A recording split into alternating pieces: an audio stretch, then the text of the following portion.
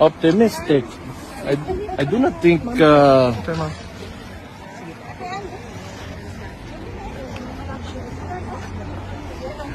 I do not see the ICC as I do not know. I cannot be optimistic about the situation since this is a foreign institution and I do not know. It has its own issues. Even the United States sanctioned the ICC, right? They have issues with the United States. So it's hindi ko alam talaga. I do not trust this thing that you call the ICC.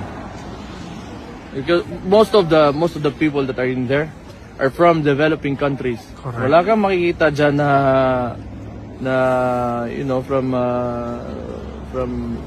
the EU or whatever or Western countries. You know, you don't find people there from a West-leaning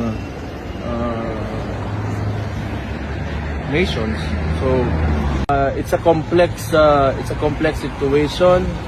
You have the ICC involved, and you have these people from the Philippines or left-leaning, and you know how these are socialist states. You know, the European Union. So